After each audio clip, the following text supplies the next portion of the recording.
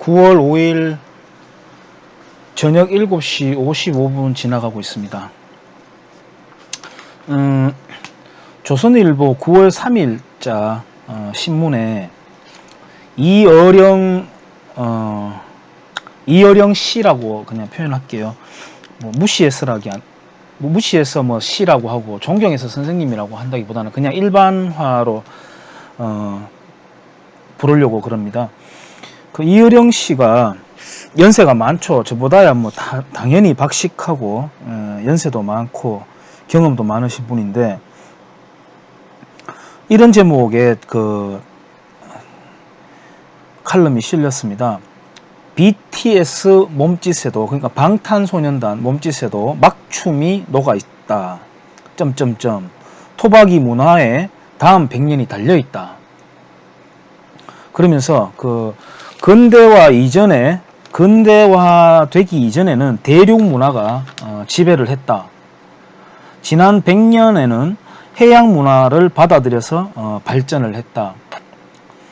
이제는 버려뒀던 막문화, 기존의 이 대륙 문화에 있던 것을 막문화라고 하면서 막문화를 발굴할 때다. 탐밥으로 누룽지를 만드는 한국인이다. 그러니까 모순을 융합해서 새 것을 만들어낸다. 빅데이터에서 유용한 정보 캐내기는 나무를 캐내던 채집 문화와 통한다. 그러면서 막사발, 막걸리, 막춤 이런 것들은 우리 막문화가 창조적 문화의 힘이다. 이렇게 글을 펼쳐나가고 있습니다. 저는 그 이어령 씨가 축소지향의 일본인이라는 책을 썼을 때도 좀 의아했습니다. 잠시만요. 잠깐 누가 와가지고 계속하겠습니다. 축소지향의 일본이라는 그 책을 냈을 때도 흔히들 섬나라 그 쪽발이 새끼들 이런 식으로 이제 일본을 낮추어 부르는 버릇들이 있습니다만은, 일본이야말로 그러니까 아시아를 버리고 서구 유럽을 배우자, 유럽 속으로 가자라고 탈아입구라고 하면서 당시 가장 뛰어난 문명을 아시아에서 가장 먼저 받아들이고, 아시아 중에서 가장 서구화된, 지금은 제가 서구화라고 저도 표현을 했습니다만은, 예를 들어서 의술이 있어가지고 한방, 양방 이렇게 나누잖아요. 근데 저는 한방, 양방 나누는 것도 웃기다고 생각해요. 그냥 현대의학입니다. 이제는 그 소통이 굉장히 더디게 일어날 때나 동양, 서양 나누고 한방, 양방 이렇게 나누지, 지금은 그냥 현대의학입니다. 또 무술에 있어서도 동양 무술, 뭐 서양 무술 이렇게 하는데 그냥 현대 스포츠입니다. 이제는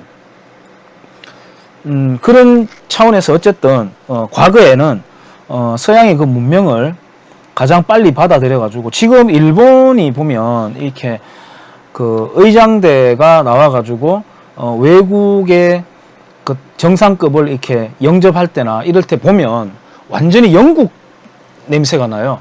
그러니까 생김새만 아시아인이지 하는 행동들이나 이 제도화된 것들을 보면은 굉장히 서구화된 냄새가 납니다.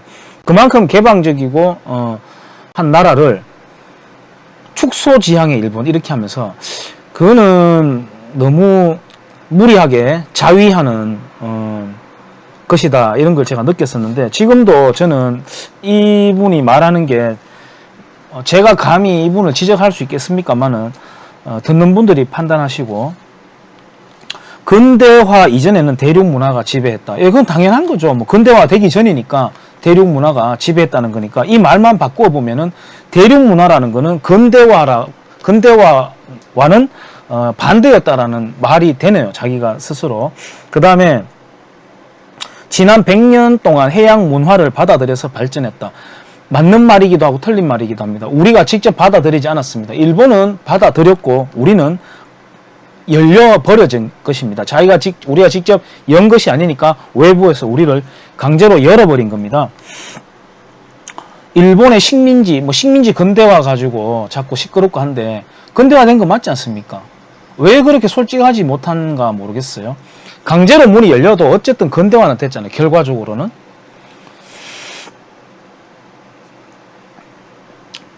예를 들어서 지금 홍콩에 대해서도 이야기하는데, 그러면은 홍콩은 중국이 스스로가 개방을 해가지고 그 영국적인 제도와 문화가 그렇게 정착이 됐습니까?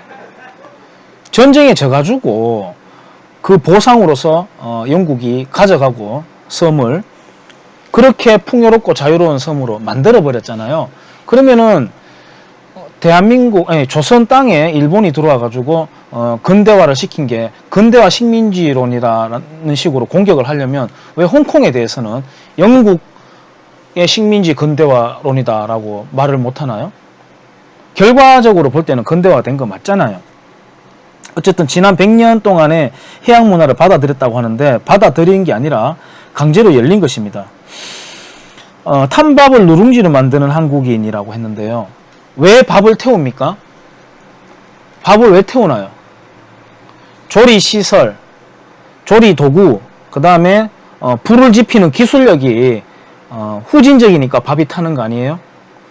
그러니까 밥이 일단 타니까 누룽지라도 해먹는 거고 하는 거지, 누룽지 만들려고 밥을 태운 거는 아니잖아요. 과거에. 지금이야 뭐 누룽지가 간식거리가 됐지만, 그러니까 동기와 결과를 혼돈을 하고 있습니다. 이혜령 씨가. 그 솥에 밥이 타고 하는 게 지금 같으면은 안 타잖아요. 예, 왜? 기술력이 좋아졌으니까. 그러니까 밥이 탔다는 거는 그만큼 후진적인 조리 시설을 말하는 건데, 그걸 누룽지로 만들어 가지고 융합을 잘 해냈다라고 말하는 거는 너무 무리한 갖다 붙이기입니다. 빅데이터에서 유용한 정보를 캐내는 건 나무를 캐든 채집 문화와 통한다. 나무를 우리만 캤나요? 아프리카인부터 다 나무를 캤지. 이거는 인류사를 완전히 쫙 줄여가지고 정말 축소지향에 일본이라는 책을 썼듯이 축소를 해버리네요. 아프리카에서 인류가 만약에 이주를 해왔는 썰이 정통적인 썰이 맞다고 한다면 그때부터 다 채집하고 했던 거죠. 우리만 채집을 했나요?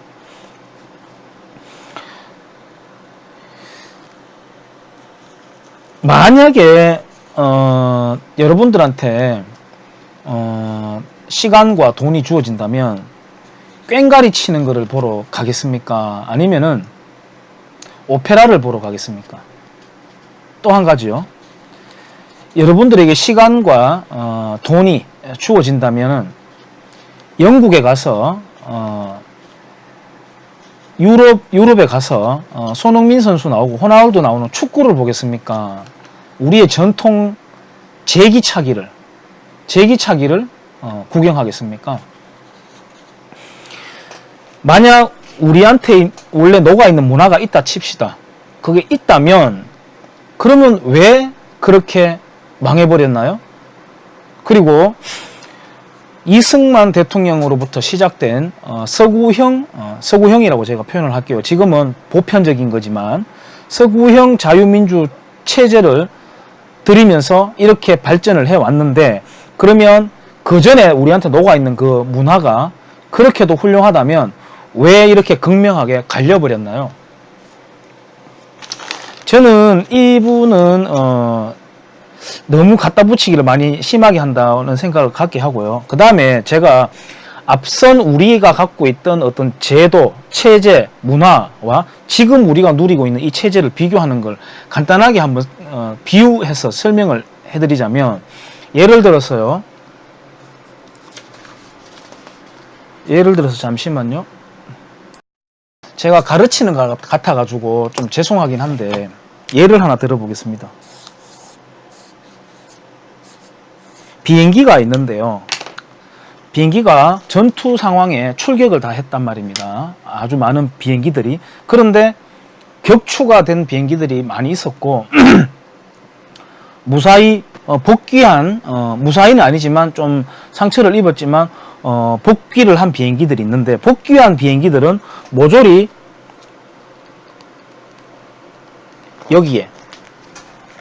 여기 앞부분에 총알 구멍이 있고 탄흔이 있고 뒤에는 괜찮은 상태에서 복귀를 했다 칩시다. 그러면 앞으로 비행기들은, 다음에 출격할 비행기들은 어디를 보완을 해야 될까요? 이거 맞고 귀환을 무사히 했으니까 여기가 치명상은 아닌 거죠. 그러니까 여기 맞았던 비행기들은 격추가 됐다는 방증이니까 여기를 더욱더 보완을 해야 되죠. 물론 이거 상처도 수선을 해야 되겠지만 그런 겁니다. 아주 단순하고 명징해요. 그동안 조선이 이 땅에서 조선까지의 후진적이었던, 그래서 백성들을 궁핍하게 만들어버렸던 그 체제는 낡은 것이었고, 지금 우리를 이렇게 번영시켜준 제도가 당연히 우위에 있는 것인데, 이분은 거꾸로 말하고 있습니다. 이분의 논리라면 무사히 돌아왔는 이 비행기들의 여기만 계속 수리를 하는 겁니다. 여기가 취약점인데, 사실은 제가 이런 어떤 죄송스러운 표현이지만 먹물이라고 표현할게요. 먹물. 이런 먹물 선생님들의 진단과 책상머리에서의 어떤 이런 논평을 보면서 제가 박정희 대통령의 5.16, 저는 5.16 쿠데타라고 하든 혁명이라고 하든 아무 상관없습니다. 결과가 좋았으니까요. 반면 문재인 씨가 늘 촛불혁명 이렇게 이야기하는데, 일단 쿠데타하고 혁명은 다 헌정 질서를 유린했다는 거니까 문재인 씨는 일단 자기가 헌정 질서를 무너뜨렸다는 건 인정한 셈이죠. 어쨌든 결과로 본다면 촛불혁명이라고 칩시다. 그럼 결과가 지금 어떻습니까? 나라 망해가고 있잖아요. 앞으로 망하지는 않을 거라고 저는 봅니다만, 어쨌든 이 사람들의 움직임은 그렇잖아요. 어쨌든 5.16 혁명 쿠데타를 일으켰을 때 이렇게 육군사관학교 생도들이 혁명을 지지한다는 시가 행군을 합니다. 그때 이제 박정희 대통령, 차지철 이렇게 쭉 서가지고 이렇게 해가지고 육사 생도들의 행군을 이렇게 장면을 지켜보는데, 그 옆에 이렇게 안경 끼고 서 있는 사람이 이낙선이라고 하는 사람입니다. 이낙선이라고 하는 중령이었나 아마 그럴 겁니다. 그 사람과 그 다음에 5.16 혁명 세력을 비판한 함석헌이라고 하는 사람이 있습니다. 좌익 진영에서는 함석헌 선생 이렇게 하면서 굉장히 존경을 표하고, 서강대학교의 최재천 교수라고 있죠. 노자 강의로 유명해진 그 사람도 함석헌을 굉장히 옹호하고 존경한다고 표현한 바 있습니다만, 함석헌 씨는 간단하게 옆길로 세자면은 택시 운전사라고 하는 거짓말 영화에서 김사복이 택시 운전사의 김사복이 피텐처라고 하는 독일 기자를 우연하게 만나가지고 독일로 태워준 걸로 이렇게 묘사가 되는데, 그게 아니고 이미 핀터 헨츠 김사복은 이 함석헌으로 대표되는 좌익 계열의 지식인이라고 합시다. 그 사람들과 이미 일면식이 있었습니다. 야유회도 같이 하고 그런 장면들이 있거든요. 그러니까 그 영화는 처음부터 설정 자체가 거짓말이죠. 또 옆길로 잠깐 더 보자면 아시겠지만 김사복은 어떤 사람이냐면 택시 회사를 운영을 했어요. 당시 택시 회사는 우리 경주에도 당시에 경주 보문단지에 옛날 분들은 아실 건데 신혼여행을 이쪽으로 올 정도로 그렇게 했는데, 택시가 호텔과 계약을 해가지고 손님들을 이렇게 실어 나르는 그런 회사가 있었습니다. 그러니까 지금처럼 택시가 몇백 대 있고 이런 건 아니고 몇 대를 가지고, 그러니까 지금은 이렇게 택시 표시가 있지만 그 당시에는 그냥 승용차, 고급 승용차를 가지고 택시를 하기도 했다 그래요. 그때 박정희 대통령을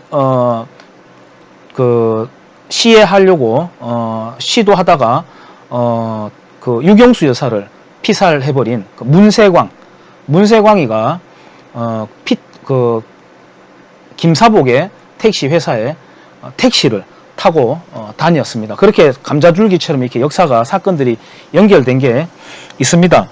근데 어쨌든 그 함석헌과 이낙선의 그 신문 지면상에서의 그 논쟁이 설전이 왔다 갔다 하는데 그 대목이 그러니까 먹물과 군인의 싸움인 거죠.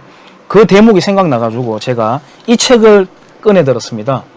이 책은 박정희의 결정적 순간들 66년 생애의 62개 장면이라고 하는 그런 책인데요. 이거는 이제 조갑재 씨가 펴낸 박정희 전집 13권짜리가 있습니다. 그거를 축약시켜 놓았는 책이라고 보시면 됩니다. 이 책은 제가 2004년 8월 5일 날 읽었다고 이렇게 기록이 되어 있습니다. 하루 만에 본 게 아니라 한 4일에 걸쳐서 봤는데요. 재밌기도 하고 두께가 좀 있기도 해서 뒤에 이렇게 써놨습니다. 여름 휴가와 맞바꾸고 얻은 황금이다. 뭐 이렇게 써놨는데 그때 여름 휴가와 맞바꿨다기라기보다는 그때 제가 제주도에 여행 중이었는데 밥 먹을 때만 되면 또 씻고 와서 숙소에 와서 엎드리면 무조건 이 책을 펴놓고 바닥에 엎드려서 또는 의자에 앉아서 봤던 그 책입니다. 아주 재밌는 책입니다. 근데 여기에 소개된 그 함석헌과 서두가 너무 길어서 죄송합니다. 함석헌과 이낙선 중령의 신문지상에서의 설전을 제가 좀 읽도록 하겠습니다.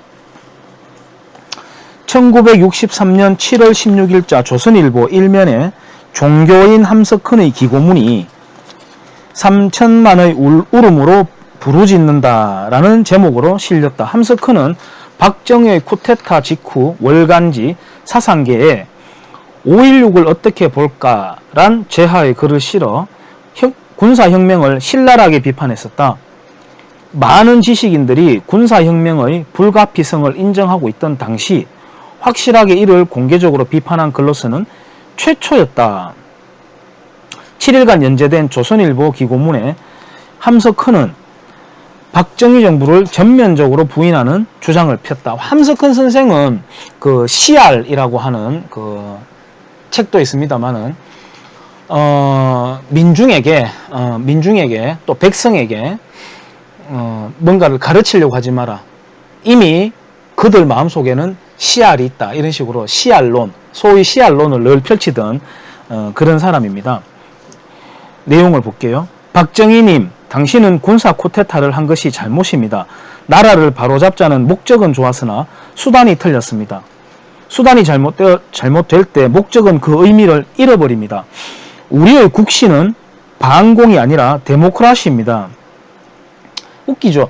반공이 없는 데모크라시는 어떤 민주주의일까요? 예, 인민민주주의죠. 지금 북한에서 하고 있는.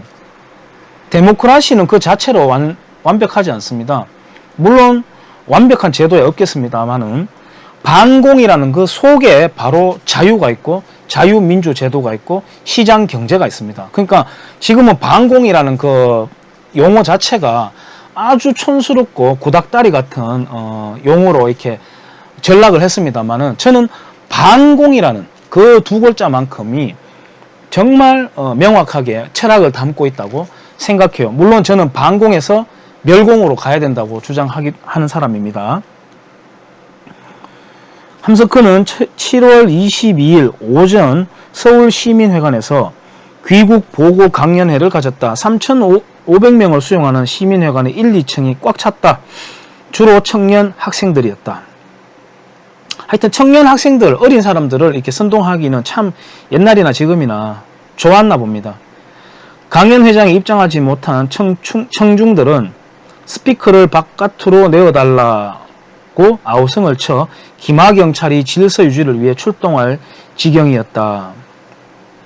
당시 62세이던 함석헌은 내 진단에 의하면 국민들은 군정을 원치 않으며 군정의 업적이 있다면 물가고에 국민을 허덕이게 한 것뿐이다 라고 비판했다. 늘 이렇습니다. 지금 보면 대한민국 국민들의 삶이 전반적으로 향상이 되었음에도 늘 격차를 부각시켜가지고 또 양극화를 부각시켜가지고 자 이렇지 않느냐? 그러니까 당신들 분노하라 라고 하듯이 늘 예를 들어서 반찬 다 차려주면 없는 거 찾아요. 없는 거 지적하고 아픈 거 지적하고 그래서 선동하고. 이거는 제가 지금 한참 재밌게 읽고 있는 책이 있는데요. 우리를 속인 세기의 철학가들이라고 한 책입니다. 신간인데 여기 보면 파이어 브랜드라고 하는 용어가 나옵니다. 선동꾼들을 말하는 단어인데요. 비단 한국만 그런 게 아니라 전 세계적으로 좌익들은 글로벌화된 표준화된 그 뇌 구조가 있고 선동 기술이 있음을 제가 이 책을 보면서 이 책 굉장히 재밌습니다. 굉장히 재밌습니다. 재밌는데 나중에 제가 읽고 요약을 한번 해볼게요.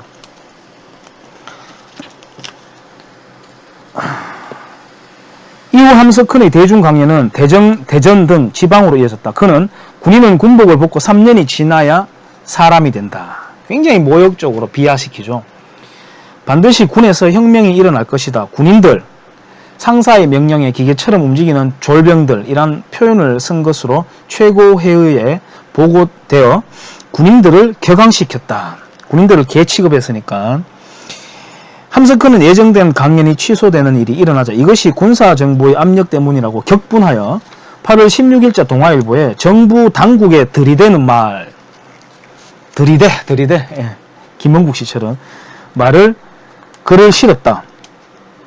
문론이 정부 당국 여러분, 낡은 정치의 부패와 무능을 한번 쓸어버리고 경제부흥을 첫째로 하겠다고 했고 약속의 2년이 다 지난 오늘엔 그 기다렸다던 참신하고 양심적인 정치가는 바로 다른 사람이 아닌 나라고 해서 뗏눌러 앉아 정권을 쥐려고 하는 여러분. 이때는 이제 부가 설명을 해드리자면 박정희 정권이 군정에서 이제 민간으로 이양을 하는 게 아니라 전역을 하고 자기가 민간인 신분으로 선거를 통해 가지고 대통령이 되겠다고 선언한 그 이후입니다. 그러니까 이제 왜 너가 구습을 타파를 하고 난 뒤에는 물러선다 해놓고 왜 안 물러서고 이렇게 눌러 앉느냐, 이런 지적입니다. 당신들은 이 나라를 어떤 나라로 알며 이 민중을 무엇으로 아나? 말 못하는 민중이라 업신여기지 마. 어리석어 그러는 것이 아니다. 착해서 그러는 것이지. 진짜 사악하다고 생각합니다. 우매한 백성들을 두고 괜히 축혀 세워주는 척 하면서, 그죠? 무지해서 그러는 것이 아니다. 무지했잖아요, 사실. 인정해야 되지 않겠습니까? 무지했잖아요. 도리가 우리 속에 있어 그러는 거지. 아니, 무지한 사람 속에 도리는 또 뭡니까? 이 도덕지상주의 같은 인간들이 하는 말 한번 보세요. 겁나서 가만히 있는 것이 아니다. 민중이 내 말을 듣고 싶어 하는데 왜 내가 말하는 것을 방해하나? 대답하라. 천하에 내놓고 대답하라. 대답이 나오는 날까지 나는 물을 것이다. 이렇게 했습니다. 거기에 대해서 이제 반격이 났습니다. 이낙선 중령인데요. 5.16 혁명에 같이 가담했던 주역 중에 한 사람인데, 최고회의의 공보비서였다고 합니다. 3일간 동아일보에다가 들이대는 말에, 아까 함석헌이 들이댄다고 했잖아요. 들이대는 말에 갖다 바치는 말씀, 이렇게 조롱하면서 글을 시작합니다. 이낙선 중령은 그때 당시에 나이가 36세였다고 합니다. 굉장히 멋있죠. 창창하고. 60대 민간 지식인과 30대 젊은 장교의 대결이었다. 이 논쟁은 군과 민, 구세대와 신세대, 서구적 민주주의와 민족적 민주주의의 대결로 의미가 부여되는 제5대 대통령 선거의 전초전이기도 했다라고 합니다. 제가 내용을 읽어보겠습니다. 이낙선 중령이 들이대는 함석헌에다가 갖다 바치는 말입니다. 내용을 읽어볼게요. 선생님은 박 의장이고, 박정희를 말합니다. 박 의장이고 공무원이고 군인이고 지성인이고 닥치는 대로 입에 담지 못할 욕설을 퍼부어 놓고 언론 자유도 그 외에 온갖 자유도 없다니 도대체 어쩌자는 겁니까? 예, 함석헌 씨가 할 말 안 할 말 다 해놓고 갑자기 언론의 자유가 없다고 하니까 어쩌자는 말입니까? 이런 말입니다. 작년과 금년의 재해로 정부나 국민들이 온통 야단인데 선생님은 어디서 온 이방인이기에 초연히 앉아 불난집에 부채질만 합니까? 이걸 보니까 누구죠? 이화여대 아까 말했던 그 최재천이 아니라 이화여대에서 강의를 했던, 지금은 있는지 모르겠습니다만 4대강 반대하고 왜 뭐 통섭 이렇게 말하고 유행을 하고 말하고 했던 그 사람이 제가 생각이 나네요. 그 사람은 아주 부유하게 돈 걱정 없이 자라는 성장 환경을 갖고 있으면서 홍수 가뭄 겪었던 일반인들의 심정은 모르면서 4대강을 비난하는 걸 보면서 제가 비판한 적이 있습니다만은 그 말이 생각이 나네요. 하여튼 같이 땀 흘리고 고생을 안 한 것들이 먹물질만 하는 거죠. 지금 우리가 가난을 면하기 위하여 걷고 있을 겨를이 없어 세찬 다름박질을 하는 통에 얼마쯤에 무리가 뒤따랐던 것도 사실입니다.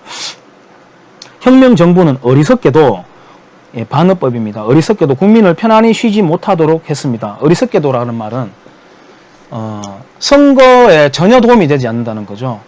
저는 박정희 대통령만큼 그 뒤에 이어지는 전두환도 저는 그 맥락 속에 포함시켜줘야 된다고 생각합니다만,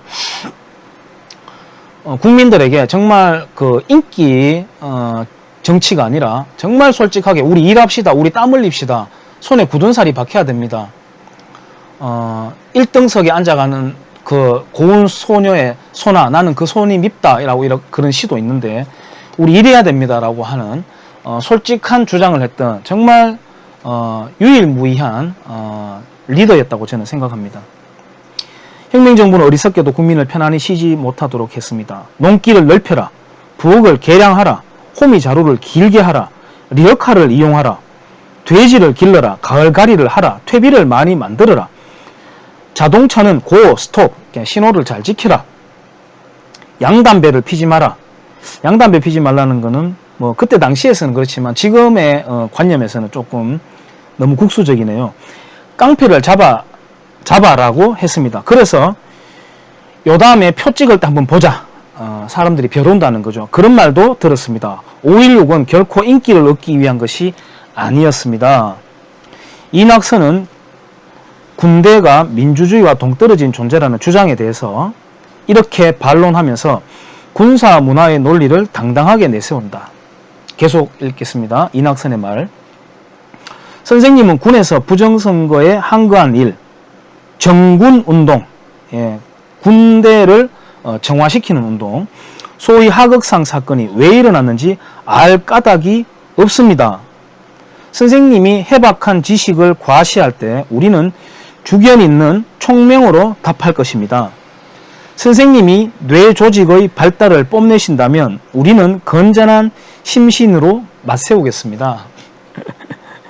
선생님이 개인적 재간으로 덤비신다면 우리는 단체적 협동력으로서 막을 겁니다. 만일에 오랜 경험을 앞세운다면 우리는 오히려 짧은 기간 내에 고도로 훈련되고 조직화되고 숙련되고 기계적인 행정 역량으로 반발할 것이고, 선생님이 그럴듯한 종교적 계시, 임기응변의 잔꾀로 견주신다면 우리는 언제나 생각하고 평가하고 다시 숙고하여 결론 짓는, 반복이 주는 주도한 계획성으로 대할 것입니다. 그리고 선생님이 즐겨 돌리시는 혓바닥 운동이나 자랑으로 하시는 광필, 미칠광입니다. 광필에 대해서는 차라리 묵묵한 실천으로 답하렵니다. 야, 명필이지 않습니까? 저는 완성이라고 봅니다. 함석헌에 대한 이낙선 중령의 완성이라고 봅니다. 이 문장이야말로 정말 군인의 어떤 그 기계와 군인의 생리, 특질을 잘 표현한 문장이 있을까 생각합니다. 옛날 우리 것이 좋았던 것이요, 이렇게 하면서 근대화 이전에 대륙 문화를 다시 되살려내자라고 주장하는 이어령 씨의 칼럼을 보면서 과거 이낙선 중령, 군인으로 대표되는 이낙선 중령과 먹물로 대표되는 수구적 먹물로 대표되는 함석헌의 신문 지면상에서의 논쟁을 찾아서 꺼내서 읽어봤습니다. 만약 함석헌이 주장하는 식의 민중민주주의로 갔다면, 그리고 박정희가 주장하는 그 방향으로 가지 않았다면 이 땅은 지금 어떻게 됐을까요? 이 함석헌의 말대로 착하게, 정말 착하게, 순수하게, 도덕심 있게 지금 부탄, 행복국가로 한때 잘못 알려졌던 그 부탄처럼 그렇게 오손도손 착하게 살고 있겠죠. 이 먹물이라고 해서 사잡아서 제가 비판하진 않습니다. 먹물 중에도 얼마나 현실성 있고 실용적이고 기계 있는 먹물들도 많습니까? 그런데 수구적인 그런 먹물들이 하는 말은 무조건 반대로, 먹물들이 이쪽이다 하면은 얼른 이쪽으로 내달려야 된다고 생각합니다. 여기까지 촬영하겠습니다. 고맙습니다.